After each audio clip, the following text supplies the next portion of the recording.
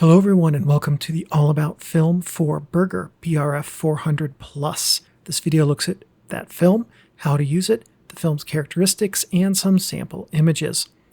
Now, reportedly, Bergger BRF 400 Plus was just Orwo 74 Plus in a different package, but I cannot independently verify that.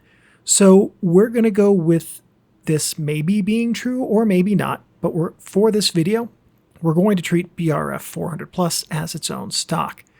Now, originally this video that you're watching right now that is coming out in 2025 was slated to come out in 2016, but then Bergger discontinued selling BRF 400 Plus. So I sat on this video's content, hoping that the stock would come back, forgot about it for a good number of years, then realized it never did come back, so I decided just to make this video as a record of the dead film stock.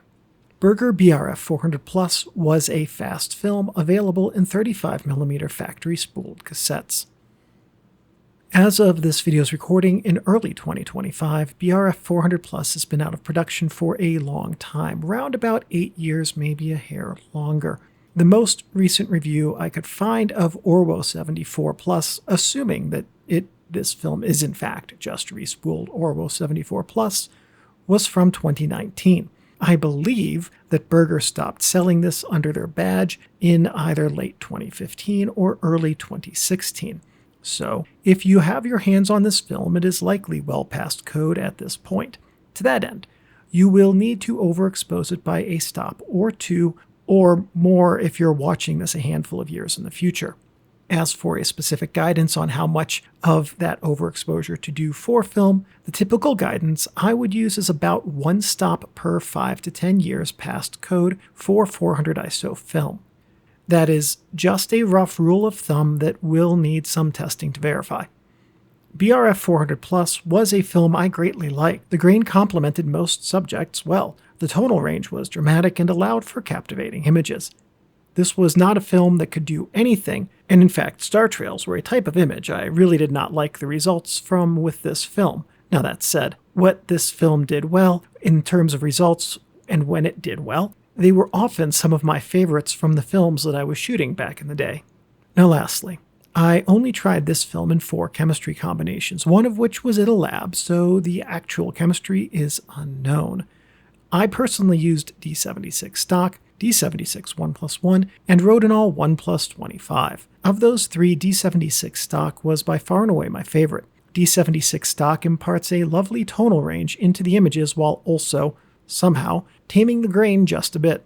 Rodinol was a solid last place for me, as it made these photos from this film look like they were taken on low-grit sandpaper that could not actually record shadows.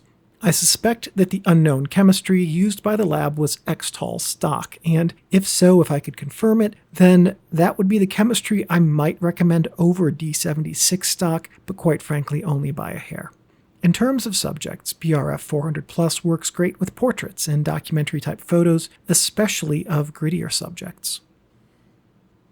Grain in a developer that works well or worked well with BRF 400 Plus was absolutely lovely and added meaningfully to the overall image quality, mood, and look. Tonality and tonal range was suitable, and when exposed and developed well, could record variations in shadows. However, often BRF 400 Plus clipped shadows, and for me, that was honestly part of the look of this stock that I liked a great deal. Acutance was on the soft side, which is a big part of why I like this stock for portraits. Contrast was flat across the midtones for me with good highlight retention at the cost of shadow detail in many settings. Sharpness was fairly soft to my eye. It could record details but not with the same resolution of films like T-Max or Delta 400. Honestly, I think that's a good thing. Not all films should be that sharp, as uniform performance in that metric across film stocks would make shooting film a pretty sterile experience. Digital conversion was lovely, and the negatives from BRF 400 Plus converted to digital files easily and well. I always found that the grain of my BRF 400 Plus images made it easy to focus on them in live view and recorded well on my digital camera sensors.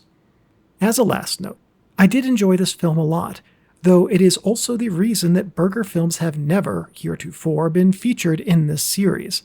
I was a bit frustrated that this stock was discontinued about 2 days before I sat down to make this video back in 2016 or whatever year it was.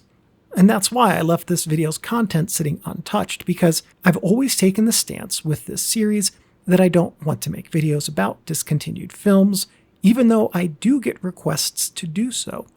I decided to make this video as a tribute and to see how that does. Honestly, I do hope that it does well enough to shine a light on this old stock and hopefully to help me identify something that performs in a similar manner. Hey, and if you enjoyed this video, check out this other one you'll probably really like too.